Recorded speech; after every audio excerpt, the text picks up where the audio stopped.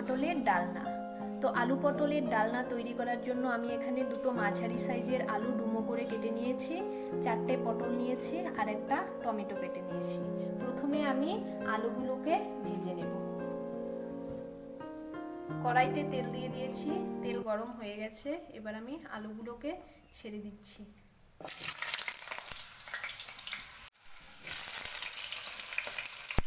অল্প একটু লবণ দিয়ে দিলাম।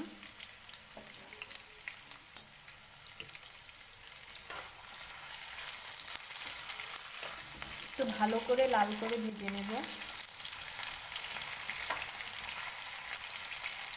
আমি একটু ঢাকা দিয়ে দিচ্ছি। 1 মিনিট পর আমি ঢাকাটাকে খুলে দিয়েছি। এখন এই যে আলুগুলো বেশ ভালো করে ভাজা হয়ে গেছে, এখন এগুলোকে নামিয়ে নেব। এবার পটলগুলোকে ভেজে নেব। পটলগুলোতে একটু লবণ হলুদ মাখিয়ে নিয়েছি।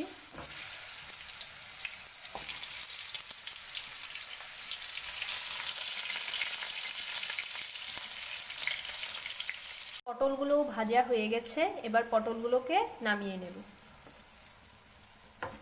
এবার আমি দিয়ে দিচ্ছি গোটা জিরে আর একটা শুকনো লঙ্কা।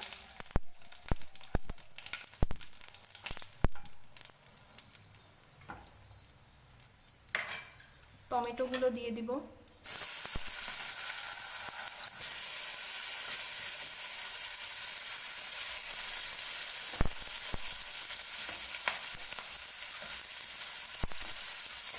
এবার দিয়ে দিচ্ছি 1 চামচ জিরের গুঁড়ো,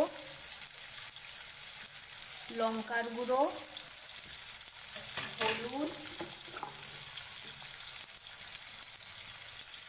একটু জল দিয়ে দিচ্ছি।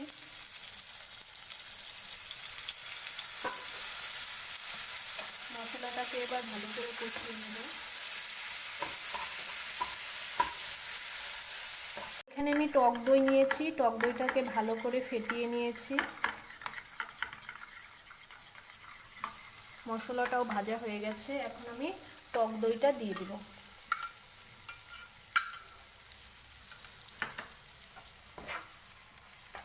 দিয়ে একটু ভেজে নেব।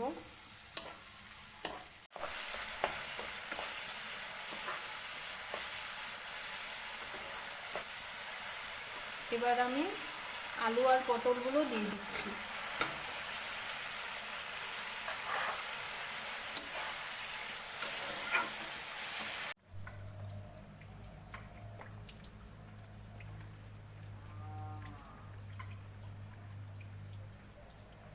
মশলাগুলোর সঙ্গে সবজিটা ভালো করে মিশিয়ে নিয়েছি।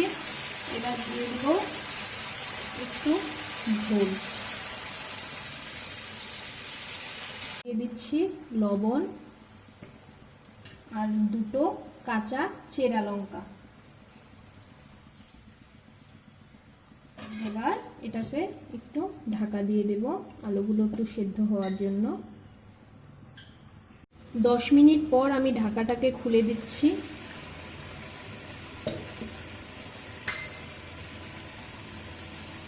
পটলগুলোও সেদ্ধ হয়ে গেছে, আলুগুলোও সেদ্ধ হয়ে গেছে।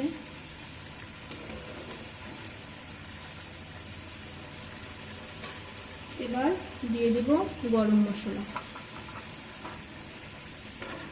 এখন একটু ঝোল ঝোল আছে, কিন্তু ঠান্ডা হলে আলুগুলো আরো জল টেনে নেবে, ঝোলটা আরো কমে যাবে। এবার গ্যাসটাকে বন্ধ করে দিচ্ছি। এটা স্ট্যান্ডিং টাইমে আমি 10 মিনিট আরো ঢাকা দিয়ে রাখলাম। 10 মিনিট পর আমি ঢাকাটাকে খুলে দেখে নিচ্ছি কেমন হলো। এই দেখুন, আগে কতটা ঝোল ছিল, এখন কতটা ঝোল কমে গেছে। তো দেখুন কতটা সুন্দর হয়েছে কালারটাও।